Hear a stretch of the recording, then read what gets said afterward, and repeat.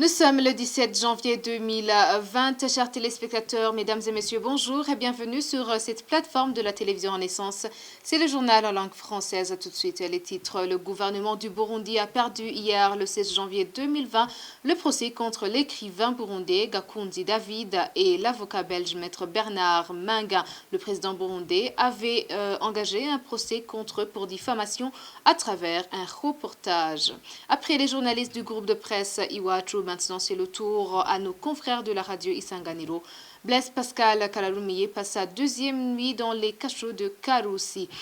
Dans sa déclaration, le parti MSD sorti hier, le secrétaire général de ce parti, Maître François Nyamoya, indique que ça importe peu que le président Nkurunziza pose sa candidature ou pas dans les élections de 2020. Il dit que cela ne constituera pas une solution à la crise burundaise. Les détails de ce journal dans un instant.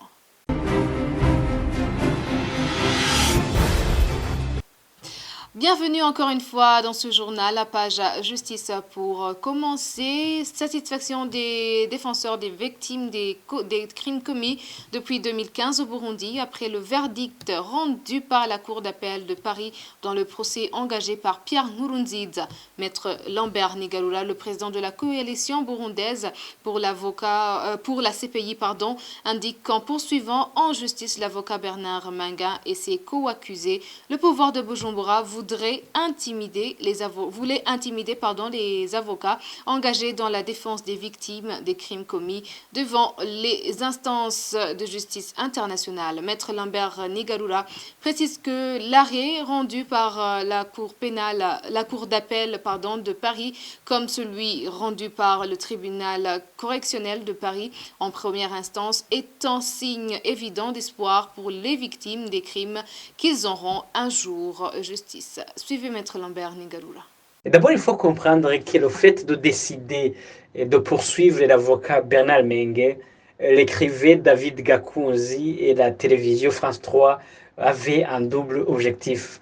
Le premier objectif était de tenter de mettre les bâtons dans les rues afin d'empêcher le collectif d'avocats de poursuivre sa quête d'une justice impartiale et indépendante, mais aussi de déstabiliser et d'empêcher aussi toutes les personnes qui dénoncent les violations graves en train de se commettre au Burundi. Le deuxième objectif était de chercher à se blanchir et trouver un prétexte pour pouvoir dénoncer et avoir une opportunité de parler que les rapports qui sont rendus publics régulièrement sont mensonges. Heureusement qu'ailleurs, sous d'autres cieux, les juges lisent la loi et disent le droit. Nous pouvons donc affirmer aujourd'hui que la victoire d'hier n'est pas une victoire pour les personnalités qui ont été citées à comparaître, mais aussi une victoire pour les victimes qui cherchent la justice, les victimes qui sont aujourd'hui en quête d'une justice internationale indépendante et impartiale. Nous sommes donc contents, nous sommes satisfaits qu'ailleurs, dans les autres juridictions, ils peuvent dire le droit, ils peuvent lire la loi. Et voilà, c'est aussi une victoire pour les victimes et toutes les personnes qui dénoncent les violations graves en train de se commettre au Burundi. La Cour d'appel de Paris a de nouveau débouté le président Pierre Nkurunziza en confirmant le jugement de la première instance qui n'a pas donné gain de cause à la demande de Pierre Nkurunziza. Le président burundais avait engagé un procès contre l'avocat belge Bernard Menga, le journaliste écrivain David Gakundi et le groupe de la télévision France 3 pour diffamation à travers un reportage. David Gakundi, un des poursuivis, indique que le verdict rendu par la Cour est la victoire des victimes qui ont été endeuillées par le régime de Pierre Nkurunziza. Suivez. Donc c'est une victoire pour les victimes et c'est une première victoire pour les victimes parce que tous les crimes commis aujourd'hui au Burundi depuis 2015, un jour, leurs auteurs devront répondre de leurs actes devant des cours dignes de son nom, devant des cours de justice. Le droit a été dit, la justice est passée et surtout le monde entier a compris, a su ce qui se passe au Burundi. On s'est servi de cette occasion-là, on voulait nous faire taire, mais on a parlé. On a parlé au nom des victimes et la voix des victimes a été entendue. C'est que la justice doit être là normalement pour protéger les victimes et non pas pour couvrir les crimes des bourreaux. C'est ça la justice. La justice, elle n'est pas là pour laver les mains des bourreaux. La justice, elle est là pour dire le droit, pour faire en sorte qu'il y ait la paix. Pour rappel, Pierre Nkurunziza poursuivait la télévision France 3, l'avocat Bernard Minguin et David Gakundi pour un reportage intitulé « Le Burundi en proie à des violences extrêmes » qui faisait état d'une répression impitoyable dans le pays. Poursuivant ce journal sur la page communication, après les journalistes du groupe de presse Iwachu, c'est le tour du journaliste de la radio Isanganiro, Blaise Pascal Kararumiye, passe sa deuxième nuitée dans les cachots de la police dans la province de Karusi. Un reportage sur les activités de la coopérative Sangwe serait l'origine de son emprisonnement. Alexandre Niyongeko, le président de l'Union burundaise des journalistes UBJ, dit qu'il a été choqué par cet emprisonnement. Ce journaliste ne faisait que son métier. Pour lui, le pouvoir de Pierre Nkurunziza ne cherche qu'à museler la presse. Suivez Alexandre Niyongeko. Le syndicat des journalistes burundais condamne énergiquement cette arrestation qui est purement et simplement une violation de la loi sur la presse, une violation de la liberté de la presse, une violation aussi du droit du public à l'information. C'est vraiment regrettable. C'est regrettable, mais en même temps, ce n'est devenu finalement surprenant dans notre pays, surtout que notre confrère Kararumiye rejoint d'autres confrères aujourd'hui sous les verrous qui n'ont commis d'autres crimes que celui d'avoir exercé leur profession.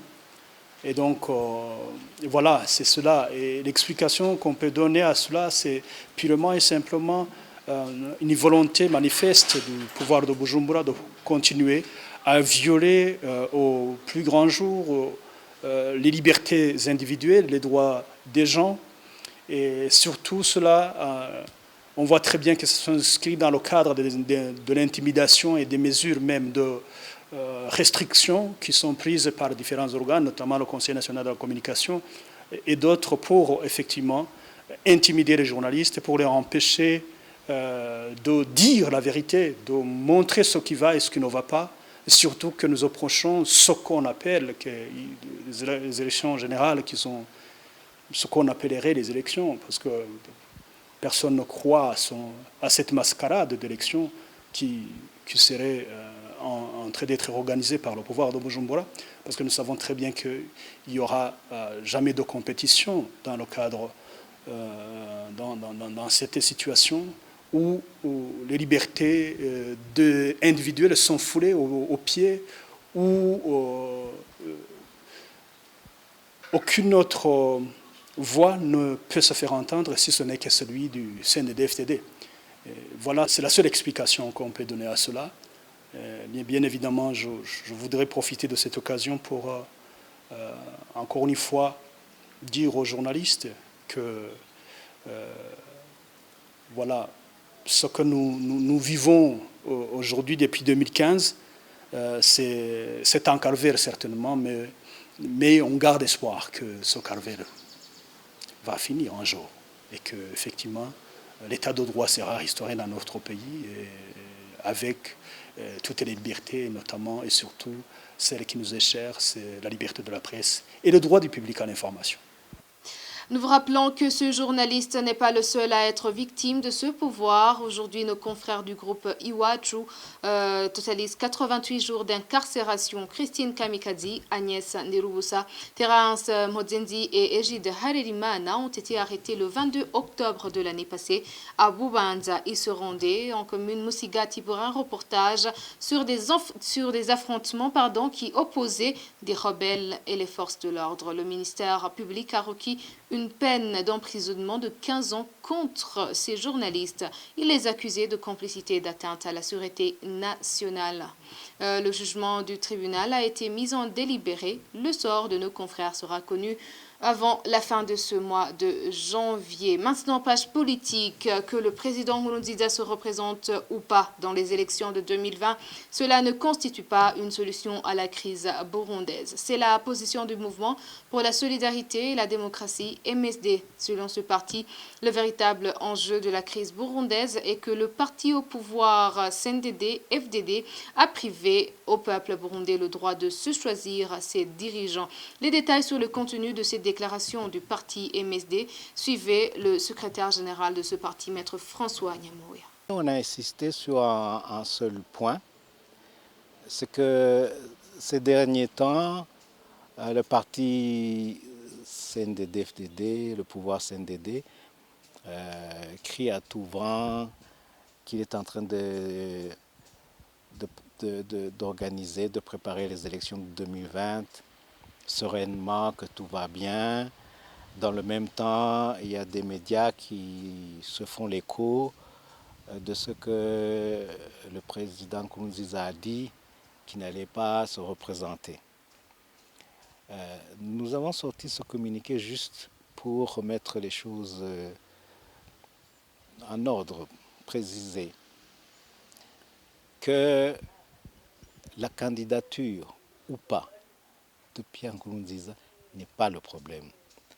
L'enjeu réel de la crise burundaise, c'est la possibilité pour le peuple de se choisir ses propres dirigeants.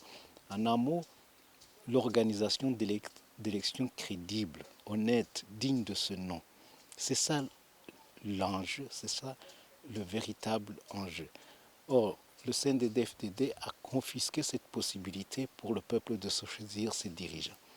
Donc, que Nkurunziza revienne comme candidat, qui ne reviennent pas, ça ne change rien.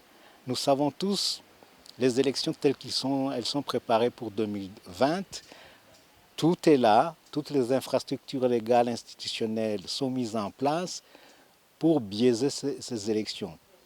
Même si Nkurunziza ne revenait pas, c'est le CNDD-FDD qui va gagner les élections et c'est son candidat qui va gagner ces élections, parce que même si dans la réalité concrète, les Burundis vont voter contre le CNDD, contre le candidat du CNDD, ce qui va sortir des urnes, c'est la victoire du CNDD-FDD, c'est la victoire du candidat.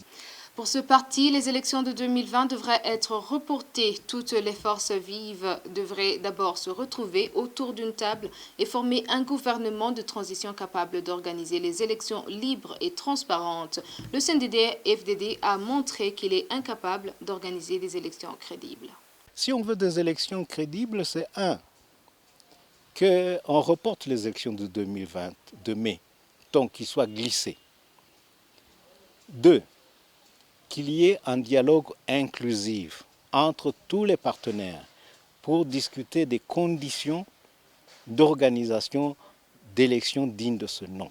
Donc des élections qui ne sont pas organisées par le CNDD-FDD. Donc les conditions de ces véritables élections. 3, un gouvernement de transition qui va organiser les élections selon ce qui aura été convenu dans ce dialogue. 4, enfin, l'organisation de ces élections qui sont justes, honnêtes, apaisées. C'était Maître François Nyamoya, le secrétaire général du parti MSD. Clôturant ce journal sur cette page sport, l'équipe nationale de basketball a aujourd'hui perdu le match qui l'opposait à l'équipe sud-soudanaise avec un score de 100 contre 51 des Zinhamba. C'était dans la compétition de basketball, la zone 5, qui se déroule actuellement au Kenya. C'est par ici que prend fin ce journal. Merci de nous avoir suivis. À la prochaine édition.